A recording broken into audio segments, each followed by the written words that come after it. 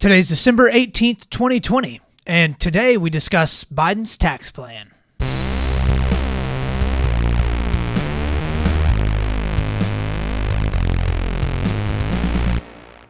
Welcome back, Split the Difference friends and Split the Difference family. This is another fantastic episode that we got rolling out for you here today.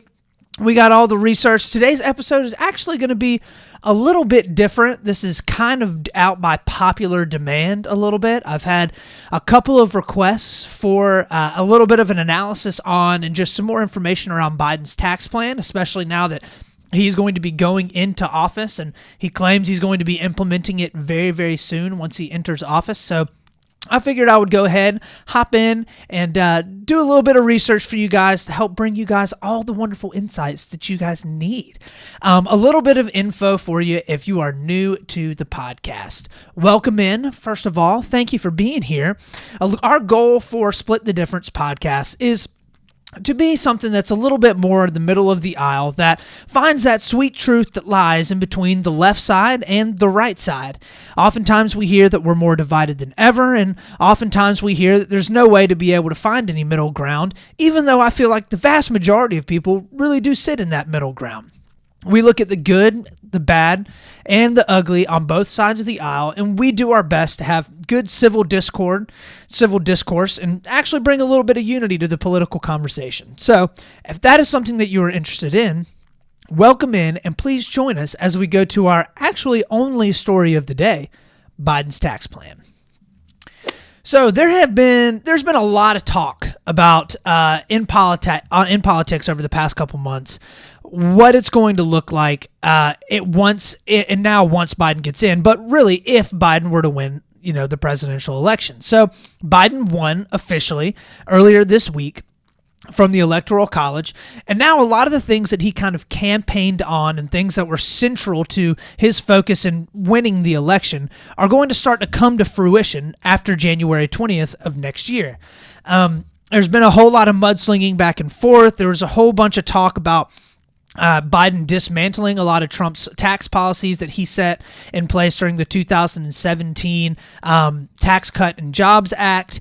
There's a whole bunch of talk around, what exactly is Biden going to do? I've heard everything from Biden is going to raise our taxes through the roof to Trump did everything to disadvantage the poor people in the middle class, but Biden's going to come in and actually fix that. And a lot of economic policy and tax policy really does affect us on a day-to-day basis a lot more than a lot of other things that the president actually, and the presidential administration actually have their hands in, right? There are plenty of things that Donald Trump did that may have been a foreign policy objective or, may have been more of a cultural thing that actually, didn't really impact us very much on our day-to-day. Unfortunately, there seems to be much more focus on why either side of the aisle is wrong for their economic policy, as opposed to what each side is maybe thinking that could be actually beneficial to American people. And, instead of doing all the mudslinging and instead of sitting down and trying to poke holes in every single little thing, it might be helpful to actually just sit down, look at the facts, look at what Joe Biden has actually put out and says will be in his tax plan, and kind of see how that will impact us, right? Who's it going to change things for in the United States? What does his tax plan actually say? Oddly enough, the vast majority of the information that I was able to look up and research and find around Biden's tax policy didn't even come off of his website because he didn't really advertise it a ton, especially not during his campaign. The vast majority of the stuff that was put out was all put out through research papers. And so I had to kind of comb through a lot of different research that had been done, a lot of different people kind of applying Biden's tax policy to the current economic landscape in the United States, which is rife with a whole bunch of different conflicts, especially with coronavirus, which we might touch on a little bit as well later on. But for the most part, it wasn't something that Biden campaigned heavily on. It was mainly Trump that campaigned against Biden, saying that Biden was going to ruin the economy that Donald Trump created. So we're going to kind of jump in and see if that actually is true, actually look at what Biden is putting forth and, see what all that will mean for you and for me. So before we do that, let's hop in and take a quick look. That's a bit of a breakdown done by CNBC on Biden's tax plan.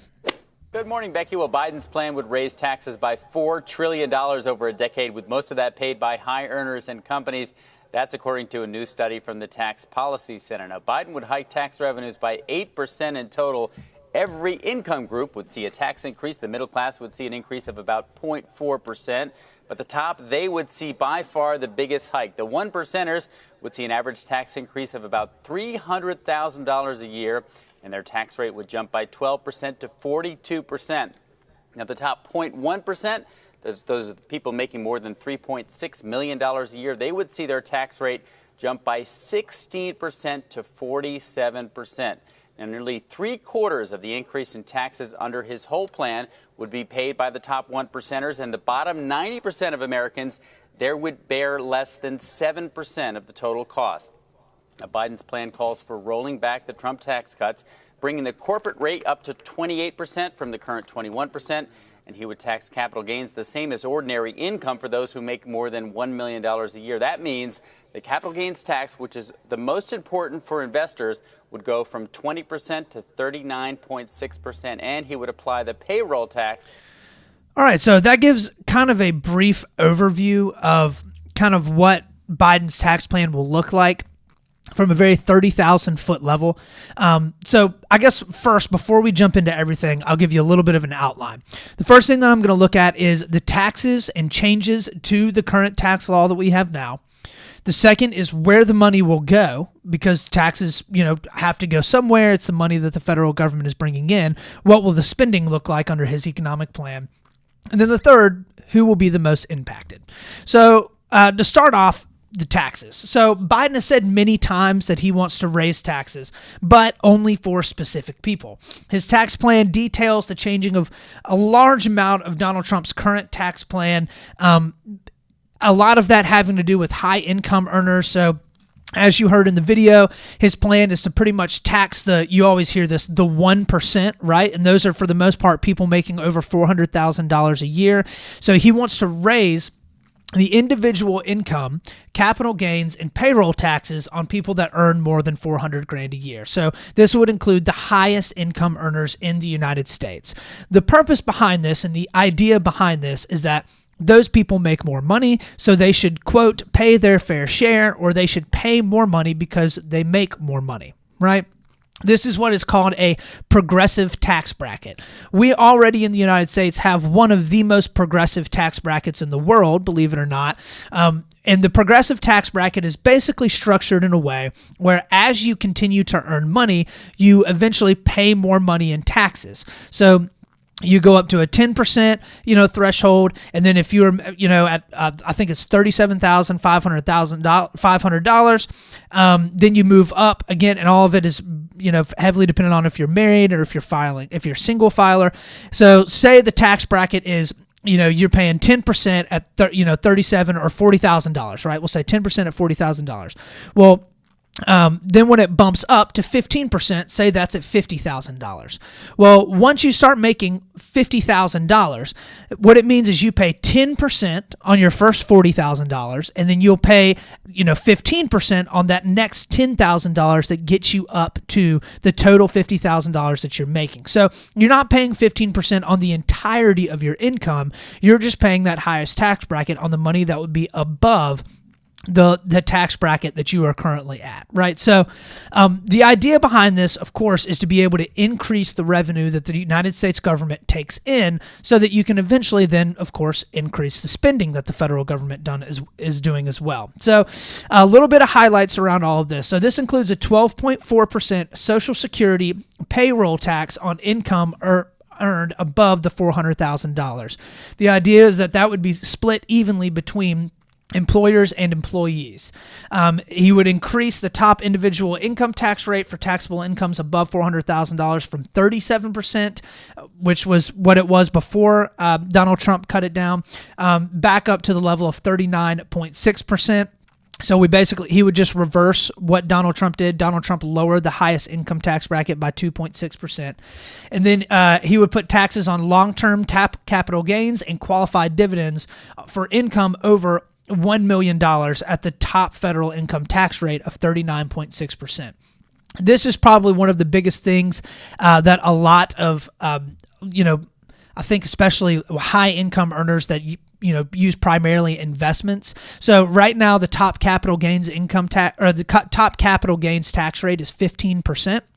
And obviously there's a bunch of different rules and things and reasons why that can change and kind of be manipulated and move around. But right now, that capital gains tax rate would go up significantly for people that are making over $1 million a year. So if this actually gets put in place, there are a lot of people that would be living on or investing in a very large amount of their net worth would be in investment portfolios invested in the stock market or other investment markets, and he would be raising their taxes significantly on the money that they made on their investments. He also provides a lot of renewable energy tax cuts in his plan, and basically a few other things that would hit high-income earners. So, in case you can't already tell, vast majority of the people that are going to be hit are people that are making over $400,000 a year. He would also plan on raising corporate tax rates from 21% to 28%. So, pre-Donald Trump and his tax plan, it was at 35%, I believe. And Donald Trump lowered it down to 21. Biden is now saying that he wants to basically kind of meet in the middle, raise that back up to 28. So it doubles the taxes on foreign subsidies of United States firms from 10.5% to 21% as well. It offers tax credits to small businesses for adopting workplace retirement savings plans. Establishes an advanceable 10%, quote, made in America tax credit for activities that restore production. So he would want to kind of push and try to give tax credits to corporations that would be bringing manufacturing back to the United States. So a tax credit in some ways kind of does what the opposite of what a tariff would do, right? So you would be able to kind of get that money back on your taxes if you bring manufacturing jobs back to the United States. And then he would also expand the Affordable Care Act's premium tax credit. So all of this, the goal of this would be bringing in about $2.65 trillion more dollars in tax revenue by 2030. So this would, for the most part, be trying to increase the federal revenue by a very, very significant amount, and the end goal would be to raise over $2.5 trillion over 10 years.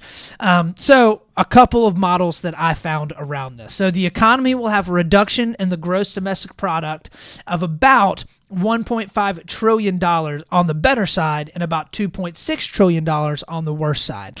So this gets a little bit into why Trump over and over and over again said that Biden is going to end up destroying the economy, quote unquote, right? So I think that oftentimes when we hear, okay, well, they're just going to tax the high income earners and that's not going to affect me if I make less than $400,000 a year, right? You need to tax the rich because the rich can afford it. And if you tax them, then we, quote unquote, the little guys aren't going to be affected by that as much, but we're going to be able to reap the benefits of an increased federal budget.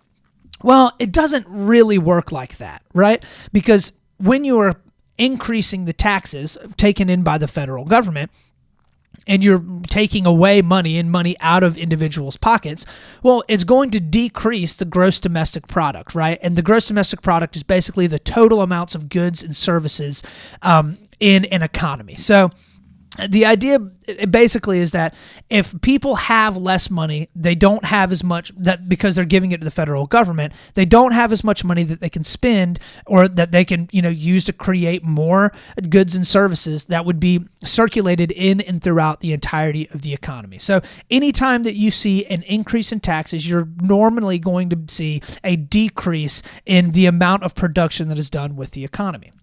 So this would lead to about a 6.5% less after-tax income for the top 1% of taxpayers and about a 1.7% decline in after-tax income for all taxpayers on average. So, high-income earners going to get hit more than low-income earners, obviously. So The Hoover Institute estimates that this will come out to a reduction of the median household income by about $6,500 a year by 2030.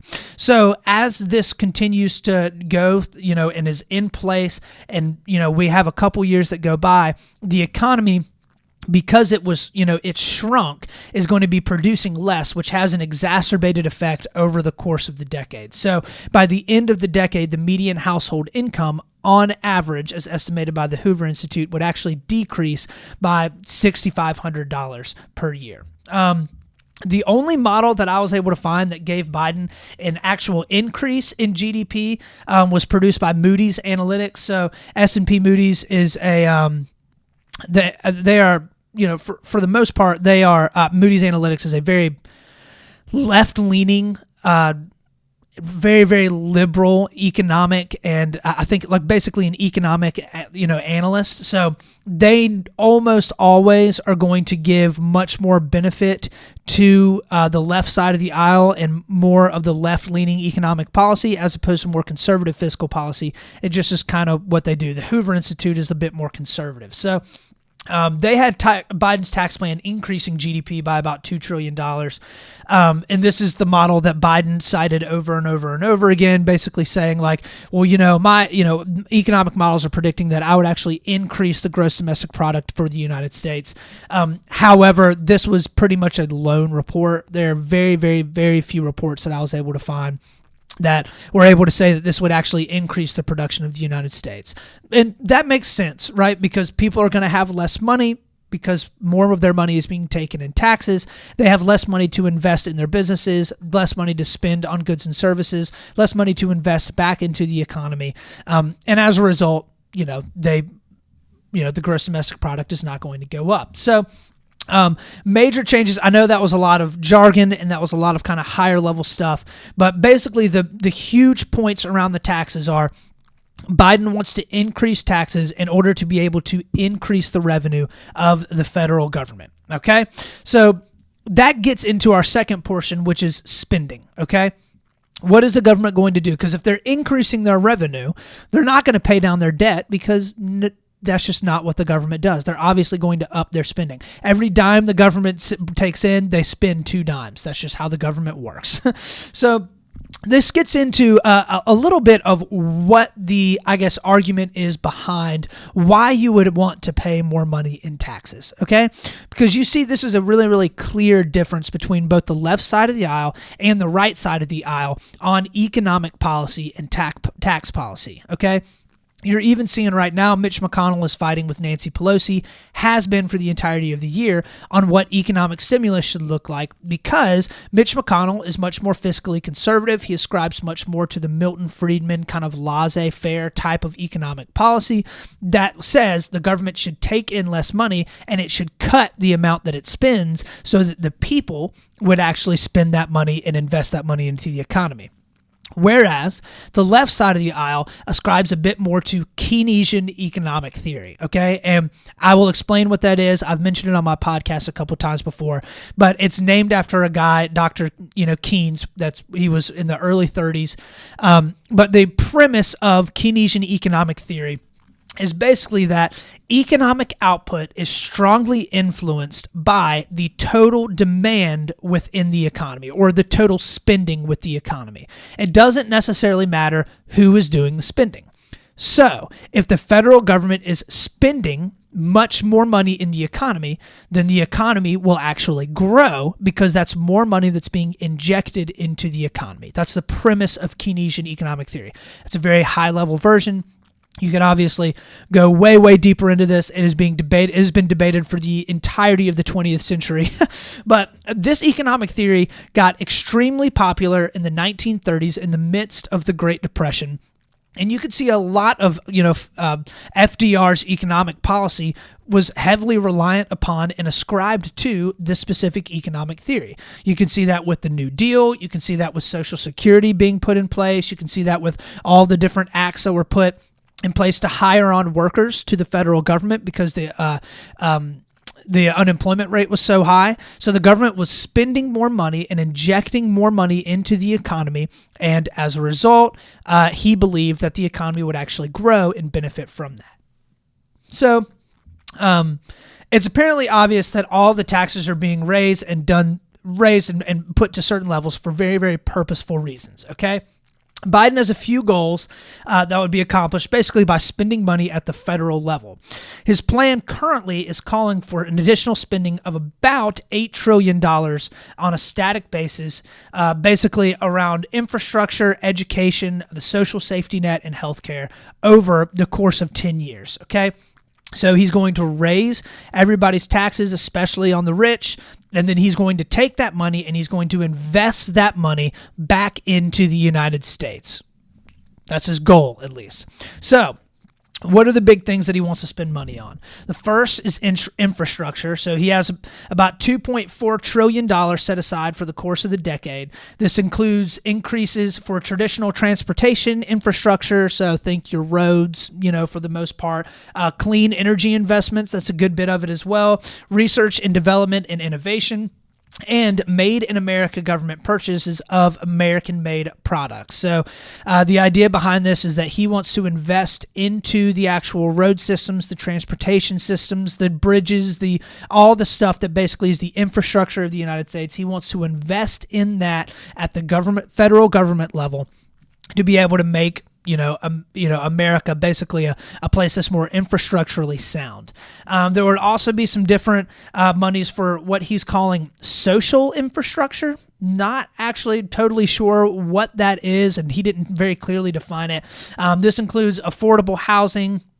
And so other ways are affordable housing, public schools, community colleges, historically black colleges and university, and rural broadband. So infrastructure encompasses a very, very wide variety of things, but his goal would be to take a good bit of that money and invest it back into, the actual buildings, the actual roads, the actual physical things that are in America. Okay. Second thing would be education. So this would be spent $1.9 trillion over the course of the decade. So this would be attending a public college or university would be tuition free for children with families of incomes of less than $125,000. So this is the whole free college thing. A lot of the Democrats have been pushing this for a very long time. The idea would basically be if you want to go to the University of South Carolina, it is a state-funded, a public school in higher level education. If your family has a household income of less than $125,000, his economic plan would basically set aside money in order to be able to pay for that college for you. All student loan borrowers would benefit from a significant expansion of existing income-based repayment programs, so he would help people with student loans. Biden also proposes a universal pre-K for 3 to 4 year olds and substantially more Title I funding to pay public school teachers more competitively. So he wants to expand the education system to have more government-funded public education that would help people with younger children. So now you can't go to school until you're 4, maybe 5 years old. He would actually expand it so that you would be able to have a pre-K for 3 and 4 year olds. So that way, working parents with much younger children wouldn't have to pay for childcare until the child is 5 years old. And then he would also invest money at the federal level to, give to states for them to invest more in teacher pay. So the third thing is the social safety net. So he planned on investing about $1.5 trillion over a decade, with the largest outlays going to workers to receive paid family and medical leave for up to 12 weeks. So the idea would be he's going to guarantee at the federal level, he's going to guarantee at the federal level that if you are, if you're a worker, then you are going to receive paid family and medical leave. Okay, this is something that I think 2/3 of workers in the United States don't have. You can see this across Europe. A lot of different countries in Europe have a very, very similar thing as well. He would invest more money to pay for elder care, allowing families more choice to provide necessary care at home or in supportive communities, supportive elderly communities like nursing homes. And then he would increase Social Security benefits for widowers and the oldest Americans. And basically go to expand short-term compensation. So the federal government would start putting more money into Social Security to be able to pay people more money if they are older and if they are a widower, or actually it doesn't say widower, so maybe just women that have had husbands that have passed away. So the last big thing would be around healthcare. This is, Biden was famous for saying, well, he's not going to have Obamacare anymore. He's going to have Biden care. It's investing about another $1.5 trillion into the healthcare system of the United States. The Affordable Care Act would be able to raise subsidies to increase enrollment, automatically enroll low-income individuals into premium-free coverage. It would also establish a new public option, which has received considerable attention during the Democratic primaries. The idea would be that the federal government would release out a public healthcare option that people would be able to choose if private insurance was too expensive. The public option would likely be very bare bones, but it would basically mean that you could go to the federal government. It would basically it doesn't really provide more competition, but Biden is saying that it will provide more competition in the marketplace, because he would basically say the federal government would come in and undercut private insurers, which would cause private insurers to likely lower their rates. So healthcare would also increase to address the opioid crisis, especially in rural health issues as well. This is something that really, really needs to be addressed. But there's a huge opioid and drug crisis in the United States. He would allot money specifically to fight that.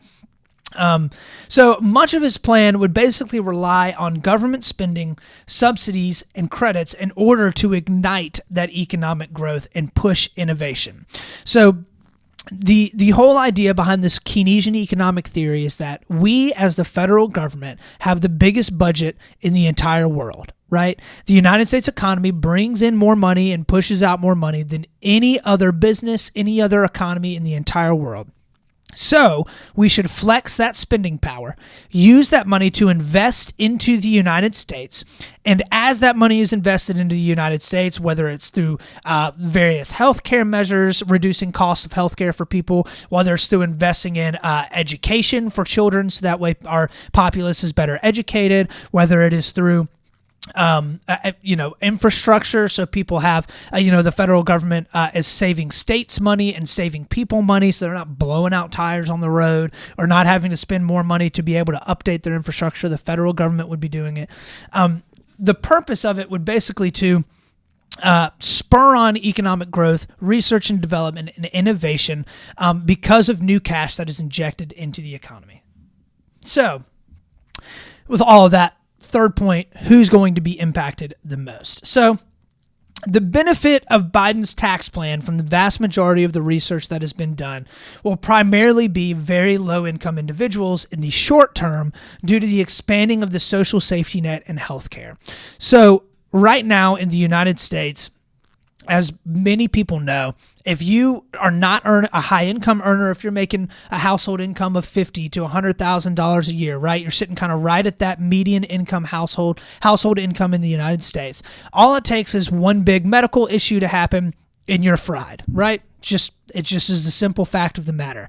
Either that, or you're struggling to be able to pay your bills, or you have too much money taken out on your house, or you have too much credit card debt. And, the federal government is basically saying that that's not good. That's not what we want. So we want to be able to primarily help out people that are making the lowest amount, that are the most impoverished.